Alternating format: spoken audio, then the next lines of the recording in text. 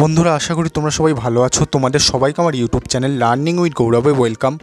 আজ আমি তোমাদের সঙ্গে নবম শ্রেণীর জীবনবিজ্ঞান বইয়ের প্রথম অধ্যায় থেকে সমস্ত গুরুত্বপূর্ণ প্রশ্ন উত্তর আজকের এই ভিডিওটা আলোচনা করব। তাই ভিডিওটা প্রথম থেকে শেষ পর্যন্ত মনোযোগ দিয়ে দেখো।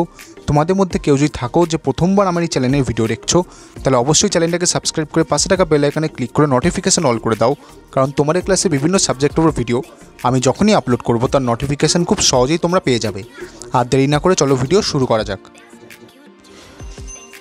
নবম শ্রেণীর জীবনবিজ্ঞান বইয়ের প্রথম অধ্যায় থেকে প্রথম প্রশ্ন, জীবের এক স্থান থেকে অন্য স্থানে স্থানান্তরিত হওয়ার ক্ষমতাকে কি বলে?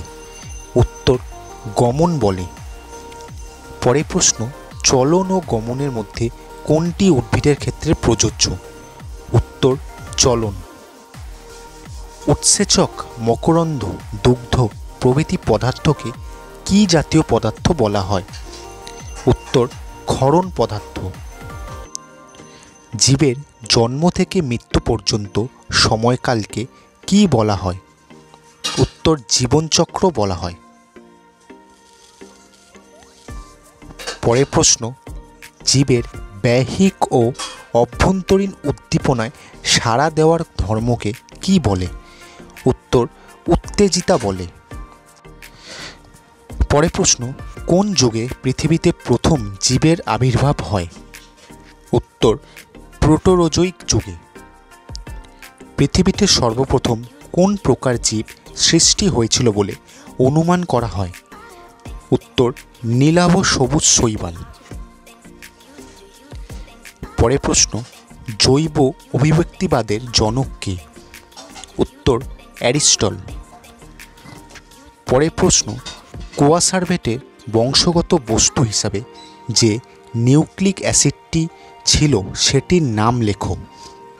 উত্তর, নগ্ন রাইবোনিউক্লিক অ্যাসিড অথবা নগ্ন আরএনএ।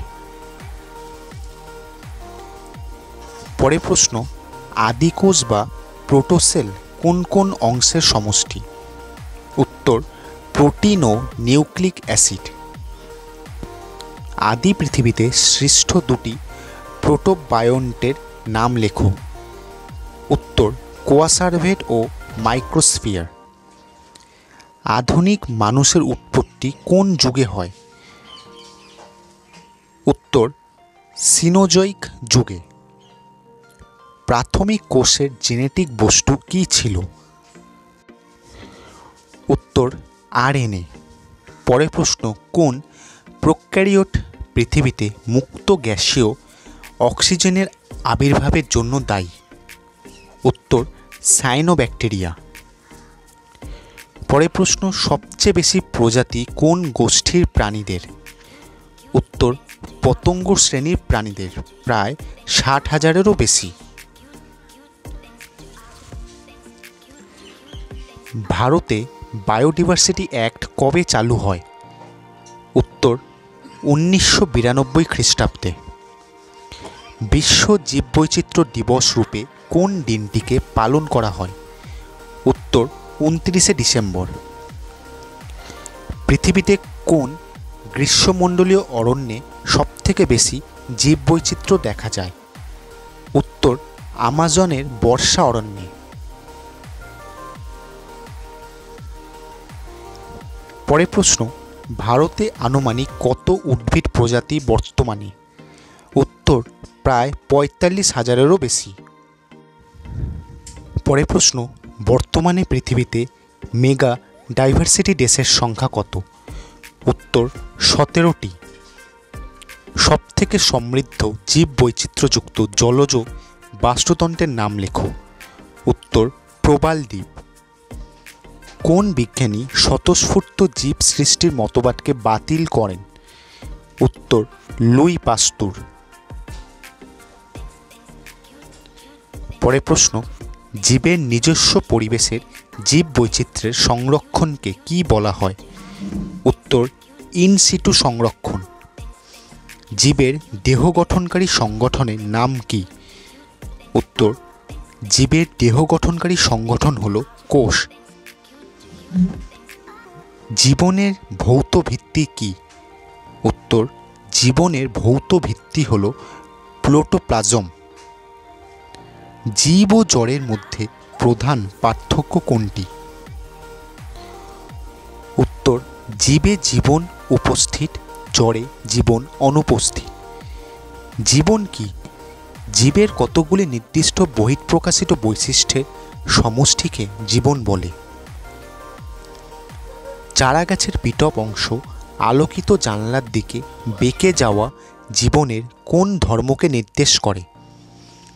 উত্তর, চারাগাছের বিটপ অংশ আলোকিত জানলার দিকে বেঁকে যাওয়া জীবনের উত্তেজিতাকে নির্দেশ করে। জীববৈচিত্র্য সংরক্ষণ কাকে বলে? উত্তর, পৃথিবীতে সমস্ত জীবের বিজ্ঞানসম্মত ব্যবহার, রক্ষণাবেক্ষণ ও পুনরুদ্ধারকে জীববৈচিত্র্য সংরক্ষণ বলা হয়। পরের প্রশ্ন, কোন শারীরবৃত্তীয় প্রক্রিয়ায় প্রতিটি জীব আপন সত্তাবিশিষ্ট অপত্যের জন্ম দেয়?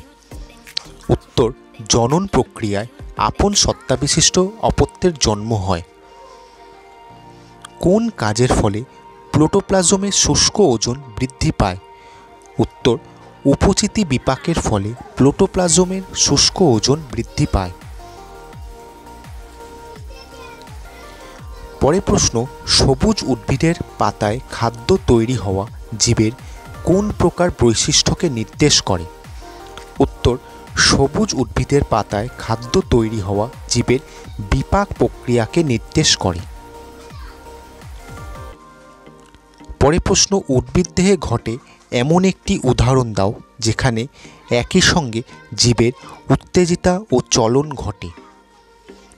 উত্তর, জীবে একই সঙ্গে উত্তেজিতা ও চলন ঘটে এমন একটি উদাহরণ হলো কোনো উদ্ভিদের আলোর উৎসের দিকে বেঁকে যাওয়া। পরের প্রশ্ন, উদ্ভিদ দেহে পরিস্ফুরণের কোন মাত্রা অনুপস্থিত?